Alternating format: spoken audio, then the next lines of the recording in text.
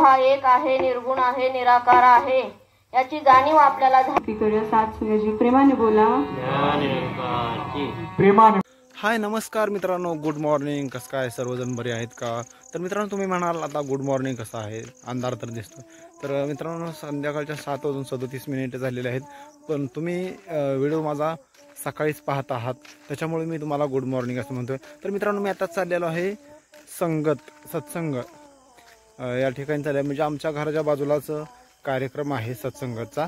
तर या ठिकाणी मी चाललेलो आहे. तर तिथलं कसा कार्यक्रम असतो, काय असतो संगतचा, ज्यांनी कोणी बघितला नसेल तर आजचा हा व्हिडिओ तुम्ही कंटिन्यू पहा. तर मी आता थोड्याच वेळामध्ये तिथे जातोय. तुम्हाला पाठीमागून आवाजसुद्धा येत असेल, तर मी आता त्या ठिकाणी मी चाललेलो आहे. तर तुम्हाला मी दाखवतो तिथला कार्यक्रम कसा असतो, काय असतं. आणि मी सुद्धा पहिल्यांदाच मी तिथे चाललेलो आहे. व्हिडिओ कंटिन्यू करा, चला.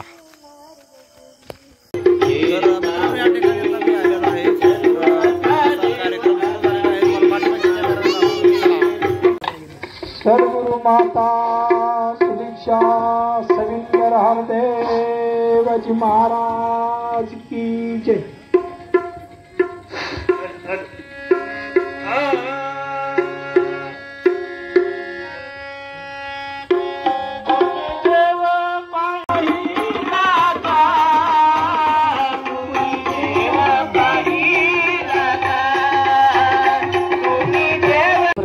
कोटी कोटी प्रणाम तुला, मन बुद्धी कल्पनातील तू कोटी कोटी प्रणाम तुला, अनंत असी माता कोटी कोटी प्रणाम तुला, राजांचा अधिराज स्वामी कोटी कोटी प्रणाम तुला. अशा ह्या परमेश्वराचं ज्ञान आपल्याला झालेलं आहे. आपलं हे परम भाग्य आहे. देव हा एक आहे, निर्गुण आहे, निराकार आहे याची जाणीव आपल्याला झालेली आहे.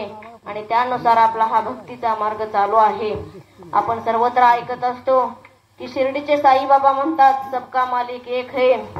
संत निरंकारी मंडळ काय म्हणते? संत निरंकारी मंडळ म्हणते एक तो है लेकिन पहिला तो देख. म्हणून ही मंडळाची भूमिका अशी आहे, पहिलं देवाला जाणून घ्यायचं आहे, पाहून घ्यायचं आहे आणि मग त्याला त्याची भक्ती करायची आहे, अनन्य भावे त्याला भजायचं आहे. पूर्वीच्या साधू संतांनी सुद्धा हेच केलं.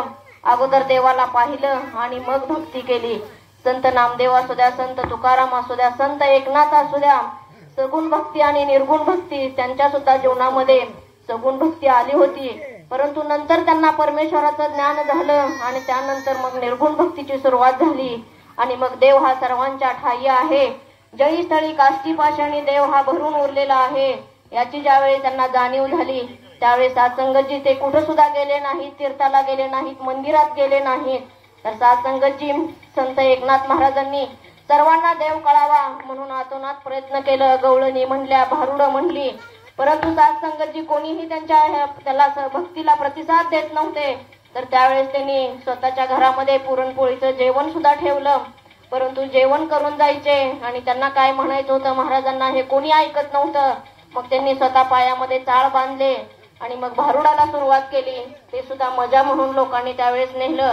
संत ज्ञानेश्वरांनी सुद्धा अगदी लहान वयामध्ये ज्ञानेश्वरी लिहिली. त्यांना सुद्धा हेच सांगायचं होतं की देव हा एक आहे आणि सर्वांच्या ठायी आहे. परंतु त्यावेळेस त्यांचं कोणी सुद्धा ऐकलं नाही. नंतर आता त्यावेळेस जे नाही तेव्हा त्यांच्या पालखीचा उद होतो. मग निरंकारी मंडळ काय म्हणते, जोपर्यंत जिवंत आहे, जोपर्यंत परमात्मा हा तुझ्या शरीरामध्ये आहे, तोपर्यंत देवाला जाणून घे आणि त्यानुसार भक्ती कर. यामध्ये मंडळाचे 2 ग्रंथ प्रमुख आहेत, संपूर्ण अवतारवाणी आणि संपूर्ण हरदेववाणी. यामध्ये सुंदर असं वर्णन केलेलं आहे. देव कसा आहे यामध्ये सांगितलेलं आहे. म्हणून आपण सुद्धा या निर्गुण निराकाराला जाणलेला आहे. ज्यांनी ज्यांनी हे देव पाहिलेला नाही, त्यांनी सुद्धा कधी संधी येईल, कधी ज्ञान प्रचारक महात्मा येतील, त्यावेळेस या देवाची जाणीव करून घ्यायची आहे. आणि संत निरंकारी मंडळ काय सांगतंय हे सुद्धा सर्वांनी जाणून घ्यायचं आहे. प्रेमाने बोला, प्रेमाने बोला. सुंदर असा भाव बहिणीने सगळी चरणावरती ठेवला. कारण आताच महात्माजींनी खूप सुंदर असं गीत घेतलं की त्याच्यातून आपल्याला सावधान करण्याचा प्रयत्न त्यांनी सात्संगीत तो संकेत दिला. सत्संगजी सद्गुरू बाबाजी सुद्धा महाराष्ट्राचा समागम असल्यावर एक मराठीत वाक्य बोलायचे की रात्र गेली दिवस गेले आयुष्य गेले जन्मा येऊनी काय केले. सातसंगजी हा जन्म कुणाचा किती दिवसांसाठी हा प्रवास आहे तो सातसंगजी आपल्याला कुणालाच माहित नाही.